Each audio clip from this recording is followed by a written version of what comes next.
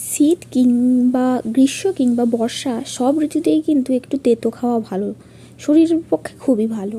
তাই আজকে তোমাদের সঙ্গে এই গিমে শাকের একটা খুব সাধারণ, একদম কম সময়ে হয়ে যায় এরকম একটা রেসিপি শেয়ার করব।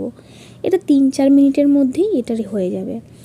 এই শাকগুলোকে, গিমে শাকগুলোকে মাঠ থেকে তুলে নিয়ে এসে ফার্স্ট তো আমি বেছে নিয়েছি, সেটা তোমরা দেখতে পেলে। তারপরে কড়াইয়ের মধ্যে একটু তেল দিয়ে দিয়েছি, দিয়ে সেই শাকগুলো যে ধুয়ে রেখেছিলাম একটুখানি ছোটো ছোটো করে কেটে তারপরে ধুয়ে রেখেছি। এবারে সেই কেটে রাখা শাকগুলো দিয়ে দিচ্ছি, সামান্য একটু জাস্ট তেল দিয়েছি আর একটুখানি লবণ দিয়ে এই শাকগুলোকে একটু ভাজা ভাজা করে নিব। আর শাকটা কিন্তু একদম কালার যাতে না চেঞ্জ হয়ে যায় সেটাও কিন্তু লক্ষ্য রাখতে হবে। জাস্ট একটুখানি কালারটা চেঞ্জ হয়ে গেলে তারপরে এই শাকগুলোকে নামিয়ে নিতে হবে। আর এই শাকটা যদি বেশিক্ষণ রান্না করে নেওয়া যায় তাহলে কিন্তু এর তেতো ভাগটা ঠিকমতো থাকবে না, কালারটাও কালচে কালার হয়ে যাবে, আর তখন কিন্তু এই রেসিপিটা কিন্তু সঠিক মতো হবে না। আমি কেমনভাবে করছি সেটা তোমরা দেখে বুঝতে পারছো আশা করি। শাকটার কিন্তু কালার চেঞ্জ হয়নি, গ্যাসের ফ্লেমটা একটু লো করে রেখেছি এবং শাকগুলো সবুজ কালারই থাকবে। জাস্ট একটু রসটা শুকিয়ে নেব আর শাকটা জাস্ট সেদ্ধ হয়ে গেছে, ব্যাস এবারে কিন্তু হয়ে গেছে আমার। এবারে আমি শাকগুলোকে নামিয়ে নিচ্ছি। এবারে এই শাকটাকে আমি একটু ভর্তা করে নেব। হ্যাঁ, এটা এত সহজভাবে হয়ে যায় যে মানে খেতে খুব ভালো লাগে, বিশেষ করে যাদের সুগার রয়েছে তাদের পক্ষে তো খুব ভালো। আমি শাকটাকে যে ভেজে রেখেছি সেইটা নিয়েছি, একটা শুকনো লঙ্কা পুড়িয়ে নিয়েছি।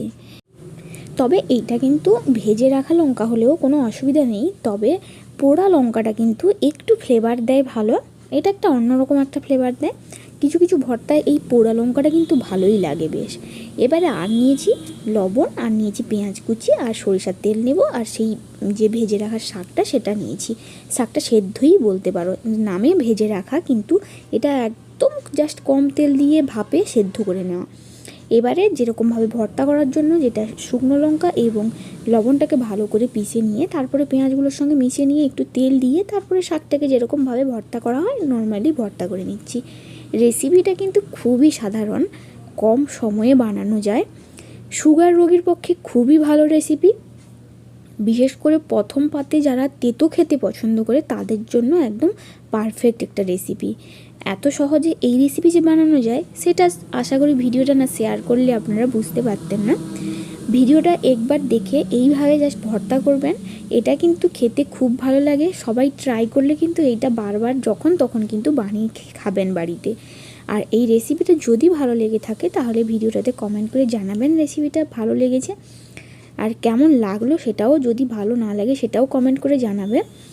আর যারা যারা এখনও পর্যন্ত চ্যানেলটাকে সাবস্ক্রাইব করেনি তারা কিন্তু চ্যানেলটাকে সাবস্ক্রাইব করে নেবে। আজকের মতো এই রেসিপিটা এখানেই শেষ, দেখা হচ্ছে পরের ভিডিওতে অন্য কোনো একটা রেসিপি নিয়ে।